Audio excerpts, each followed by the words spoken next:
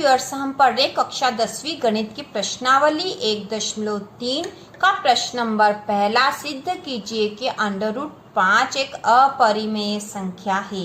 तो इसे हम सिद्ध करेंगे। तो इस प्रकार के जब भी प्रश्न आए √5 या अंडर वाली किसी भी संख्या को हमें अपरिमेय संख्या सिद्ध करना हो, तो इसको हल करने के लिए हम सबसे पहले इसका विपरीत मानकर इसको हल करेंगे। तो इसका विपरीत मान लेंगे, हम लिखेंगे हल और यहाँ हम लिखेंगे माना कि। हमने मान लिया क्योंकि हमें सिद्ध तो ये करना है कि √5 एक अपरिमेय संख्या है, लेकिन हम लिखेंगे माना कि √5 एक परिमेय संख्या है। जो हमें सिद्ध करने को कहा हमने उसके विपरीत लिख दिया है। अपरिमेय के स्थान पर हम इसे परिमेय मानकर सिद्ध करेंगे और परिमेय वाले नियमों को जब यह इसका पालन नहीं होगा तो हम बता देंगे कि हमारा जो मानना गलत था और √5 एक अपरिमेय संख्या। इस तरह से सिद्ध करेंगे हम इसको। तो हम लिखेंगे माना कि √5 एक परिमेय संख्या है। और परिमेय संख्या कैसी होती है? जिन्हें p/q के रूप में लिखा जा सकता है। तो हम यहाँ लिखेंगे √5 बराबर p/q, जहाँ q 0 के बराबर नहीं है। तो कोई भी जो परिमेय संख्या होती है उन्हें p/q के रूप में लिखा जा सकता है।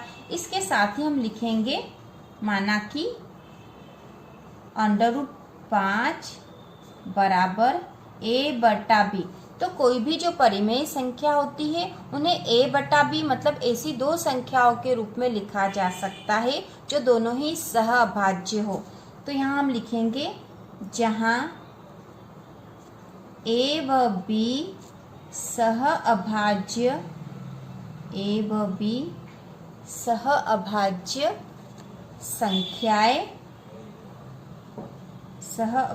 संख्याएं है, अर्थात इनका एक के अतिरिक्त कोई उभयनिष्ठ गुणनखंड नहीं है।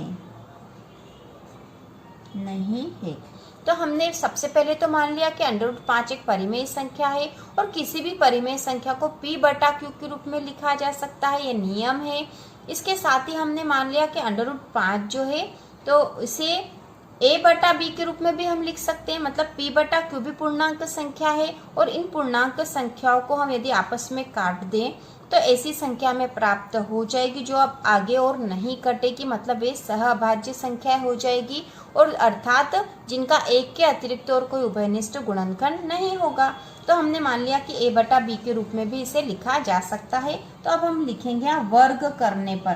तो यहाँ जो है √5 बराबर a/b, इसका वर्ग कर देंगे वर्ग करने पर। तो √5 का वर्ग बराबर a/b का वर्ग हो जाएगा। तो √5 का वर्ग मतलब √5 गुणा √5। तो अंडर वाली दो संख्याओं का, ठीक है, √5 गुणा √5। तो √5 में √5 का गुणा करेंगे तो 5 मिलेगा, हमें 5 आ जाएगा। यहाँ पे अंडर वाली दो संख्याओं का गुणा करते तो वही संख्या हमें प्राप्त हो जाती है। तो √5 का जो वर्ग होगा तो यहाँ हो जाएगा 5 बराबर a/b का वर्ग है, मतलब इन दोनों ही संख्याओं का वर्ग है। तो हम अलग अलग लिख देंगे a का वर्ग बटा b का वर्ग। अब इनका क्रॉस गुणा कर देंगे तो इसके नीचे कुछ नहीं तो बटा 1 कर सकते हैं हम, और इनका क्रॉस गुणा कर देंगे मतलब इसका इसमें गुणा हो जाएगा और इसका इसमें गुणा हो जाएगा। तो हम लिख देंगे 5 का b वर्ग में गुणा होगा तो 5b वर्ग बराबर a का वर्ग। अब देखो इस समीकरण को हम दे देते हैं समीकरण 1 नाम, और यहाँ से हम सिद्ध कर सकते हैं क्योंकि 5b का वर्ग बराबर a का वर्ग है, मतलब ये 5 को जब हम इधर ले जाएंगे तो a का वर्ग के नीचे आ जाएगी, a का वर्ग बटा 5 हो जाएगी, मतलब जो a का वर्ग है 5 से विभाजित हो रहा है। तो हम यहाँ लिखेंगे कि a का वर्ग संख्या 5 से विभाजित होती है। इसलिए यदि किसी संख्या का वर्ग किसी संख्या से विभाजित हो रहा है तो वह संख्या भी उस संख्या से विभाजित होगी। तो यहाँ पे जो a का वर्ग है 5 संख्या से विभाजित हो रहा है, तो a भी, इसलिए a भी 5 से विभाजित, इसलिए a भी 5 से विभाजित होगा। यह नियम है कि यदि किसी संख्या का वर्ग विभाजित हो रहा तो वह संख्या भी विभाजित होगी। तो यहाँ a का वर्ग संख्या 5 से विभाजित है तो a भी 5 से विभाजित होगी। तो यहाँ पे हमने लिख दिया कि इसलिए a भी 5 से विभाजित होता है, इसलिए a भी 5 से विभाजित होगा लिख देते हैं हम यहाँ, ठीक है। a भी 5 से विभाजित होगा। यह समीकरण 1 हो गई है। 5b का वर्ग बराबर a का वर्ग, तो a का वर्ग यदि 5 से विभाजित होता है तो हम यहाँ लिख सकते हैं कि a बराबर 5m, क्योंकि यदि यह विभाजित हो रहा 5 से तो इसके गुणनखंडों में 5 आएगा, तो 5 और यहाँ m कोई भी पूर्णांक हो सकता है। तो यहाँ हम लिख देते हैं जहाँ m कोई पूर्णांक संख्या है, पूर्णांक संख्या है। तो यहाँ हमने लिख दिया कि m कोई पूर्णांक संख्या है यहाँ पर, तो a बराबर 5m हो जाएगा। इसको हम समीकरण 2 नाम दे देते हैं ताकि हम इसका मान यहाँ समीकरण 1 में रख सके। तो हम लिख देते हैं a बराबर 5m का मान समीकरण 1 में रखने पर, अब यह मान हम समीकरण 1 में रख देंगे। तो समीकरण 1 क्या है, 5b का वर्ग बराबर a का वर्ग के स्थान पर, मतलब a के स्थान पर तो हम 5m रख देंगे, तो 5m का वर्ग हो जाएगा। तो इसको हल कर लेते हैं। तो 5b का वर्ग तो ऐसा कैसे रहने देते हैं। अब ये 5m का वर्ग मतलब 5 का भी वर्ग और m का भी वर्ग है, तो 5 का वर्ग करेंगे मतलब 5 गुणा 5, मतलब 5 का 5 में गुणा, तो ये हो गया 25 और m का वर्ग के स्थान पर m का वर्ग ही हो जाएगा। इसे और हल कर लेते हैं। तो ये b का वर्ग बराबर ये 25 है और ये 5 है तो इसके बट्टे में आ जाएगा बटा 5, और ये m का वर्ग, तो यहाँ पर b का वर्ग बराबर ये कट जाएगा, 5 एकम 5 और 5 का पारा 5 बार बोला तो 25 हो गए हैं। तो ये 5 m का वर्ग, इनको काट दिया हमने, 5 का पारा 5 बार बोल दिया, कट गया आपस में 5 बार में, तो यहाँ हो गया 5m का वर्ग। तो b का वर्ग बराबर क्या आ गया है, 5m का वर्ग। अभी 5 यदि यहाँ आता है इसके बट्टे में तो b का वर्ग भी 5 से विभाजित हो रहा है, तो b का वर्ग भी 5 से विभाजित हो रहा है। और यहाँ पर ऊपर हमने बताया था कि a का वर्ग भी संख्या 5 से विभाजित हो रहा है, इसलिए a भी 5 से विभाजित होगा, और b का वर्ग भी संख्या 5 से विभाजित हो रहा है, इसलिए b भी 5 से विभाजित होगा। तो इस प्रकार इनके उभयनिष्ठ गुणनखंड में 5 भी आ गया है। तो अब हम पहले लिख देते हैं, अर्थात b वर्ग संख्या 5 से विभाजित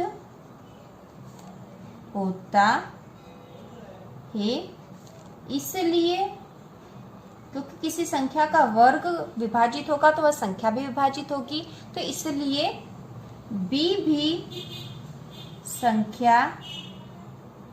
भी संख्या 5 से विभाजित होगा, कि हमने बता दिया कि b भी होगा क्योंकि b का वर्ग भी विभाजित हो रहा है। तो इस प्रकार हम लिख सकते हैं कि अतः a व b दोनों संख्या 5 से विभाजित होते हैं, दोनों ही 5 से विभाजित हो रहे हैं, जो कि हमने अभी बताया है करके। लेकिन इससे इस तथ्य का विरोध होता है, इस तथ्य का विरोध होता है कि a व b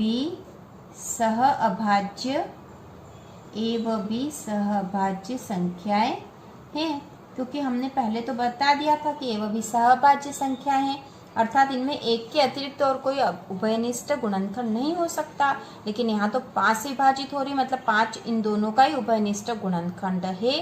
इससे हमारी कल्पना त्रुटिपूर्ण सिद्ध होती है कि √5 एक परिमेय संख्या है, क्योंकि हमने इसे परिमेय संख्या माना था। और परिमेय संख्या ऐसी संख्या है जिन्हें a बटा b के रूप में लिख सकते हैं, जहाँ a व b सहभाज्य संख्या होती है। लेकिन यहाँ a व b सहभाज्य संख्या नहीं हो रही, जो कि √5 का जो मान रखा था हमने a बटा b, और a बटा b सहभाज्य होनी थी, लेकिन यहाँ सहभाज्य नहीं हो रही क्योंकि इनका उभयनिष्ठ गुणनखंड 1 के अतिरिक्त 5 भी हो रहा है। तो हम यहाँ लिख देंगे कि इससे सिद्ध होता है कि √5 एक अपरिमेय संख्या है। √5 एक अपरिमेय संख्या है। यही हमें सिद्ध करना था कि √5 एक अपरिमेय संख्या है। तो इस प्रकार हमने सिद्ध कर दिया है। तो इसके लिए सबसे पहले हमने √5 को अपरिमेय सिद्ध करने के लिए सबसे पहले हमने माना कि √5 एक परिमेय संख्या है, और परिमेय संख्या वे संख्या होती है जिन्हें p बटा q के रूप में लिखा जा सकता है, और इसे ऐसी दो संख्याओं के रूप में भी लिखा जा सकता है जो कि सहभाज्य होती है। तो हमने ऐसी संख्या मान ली थी a बटा b, जहाँ a व b सहभाज्य संख्याएं हैं, अर्थात इनका 1 के अतिरिक्त तो कोई उभयनिष्ठ गुणनखंड नहीं है। दोनों संख्याओं का वर्ग करा, और वर्ग करने पर हमें पता चला कि a का जो वर्ग है 5 से विभाजित होता है, अर्थात a भी 5 से विभाजित होगा। तो a यदि 5 से विभाजित हो रहा मतलब a का गुणनखंड है 5, तो हम इसे इस रूप में लिख सकते थे a बराबर 5m। तो m कोई भी पूर्णांक संख्या हो सकती है, और a बराबर 5m का मान हमने फिर समीकरण 1 में रख दिया, और 1 में रखने पर हमें पता चला कि b भी 5 से विभाजित हो रहा है। तो इस प्रकार हमने बता दिया कि a व b दोनों 5 से विभाजित है, दोनों असहभाज्य नहीं है। इसलिए क्योंकि a व b दोनों सहभाज्य नहीं हो रही, इसलिए √5 भी एक परिमेय संख्या नहीं है। इस प्रकार सिद्ध होता है कि √5 एक अपरिमेय संख्या नहीं है। तो आसानी इसको समझने की आवश्यकता, बाकी आसानी से हो जाएगा। तो इसी प्रकार के और वीडियो देखने के लिए और कक्षा 10वीं की संपूर्ण तैयारी के लिए चैनल को सब्सक्राइब कीजिए।